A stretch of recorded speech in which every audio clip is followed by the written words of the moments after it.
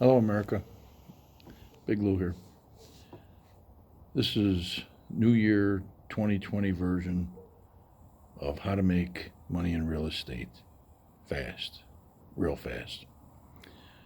Now, there's been some critique on some of my past videos on how long it takes me to get through the story.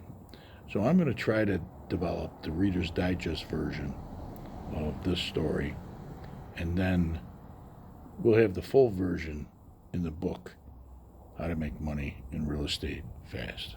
So here we go. Back when I was in college, I had a continued interest in real estate, and I had pondered some of the different schemes to develop a real estate empire. And I was aware that the largest owner of real estate in the world was the Roman Catholic Church.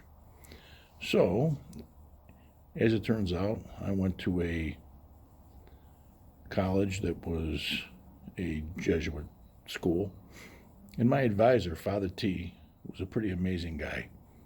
I think he studied economics before he became a priest, and he was my advisor. So I decided one day to catch him for a few minutes and ask him a few questions about how the Catholic Church had amassed the real estate empire that they had. So, and as I said, this is going to be the Reader's Digest version because of the time factor. So here we go. Father T explained it this way. He said, Lou, keep in mind that the business plan for the Catholic Church back in the day was to try to get a foothold on some sort of an establishment for their members. And keep in mind, they were a ragtag bunch of people that were out there competing with all different types of ideas. And the biggest competition that they had was, at the time, the Holy Roman Empire. They owned everything. And their model, of course, was just tax the daylights out of all the citizens so they could build their statues and their coliseums and all that stuff. Well, the founders of the Roman Catholic Church were a little bit more savvy than that because they needed something. So they decided that it was better to look for investors than it was to tax their members. So what they did was they devised a scheme whereby you would go to your, let's call them investors, not parishioners, because this was really about real estate. And they told their investors, here's the way we're going to do it. We're going to ask you to invest in a new building, and we're going to call that building a church. So what we're going to do is we're going to go out and buy some land, and then we're going to build a building. And that building is going to be there for you, for all the investors. And what they told their members were, you could pay whatever you want. All you had to do was come every week and give whatever you can. There wasn't a tax, there wasn't a requirement, there was no minimum. They just said, give us whatever you can. In exchange for that, you're going to have use of this building every single day.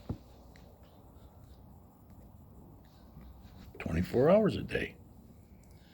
You're welcome here. The doors are open. And you can come and participate and have the use of your building anytime you want it. And as a matter of fact, one day a week, we're going to throw a party. Everybody's invited. Now, you don't have to come, but it would be a good idea if you did, because at the party, we're going to thank Dio for giving us the opportunity to build this magnificent place. And before you know it, the idea caught on. They built one church, and the people liked it. They showed up once a week. They didn't have to feel obligated. And they built these magnificent buildings. And then every week, there was a party. You went there, all your friends were there, everybody was giving thanks, and it was a great place to be. And you have people talking about a lot of different social events and things that were bothering the people through that time and how they had to treat each other and all the rest of that. But it was a good idea. They built one church, then they built another church, and all of a sudden they start to expand all over the empire. And it's no surprise that they finally overtook their competition, which was, as I said in the past, the Holy Roman Empire.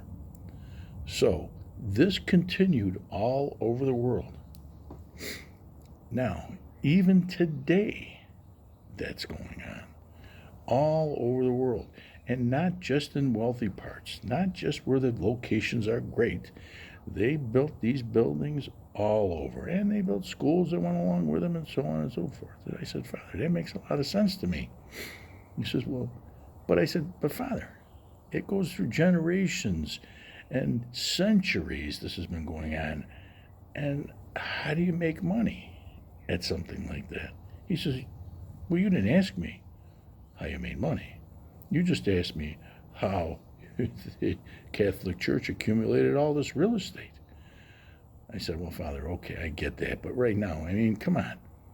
In real estate, everybody's trying to make money. He says, but you don't think the Catholic Church every once in a while makes a little profit on the real estate? I says, well, what do you mean?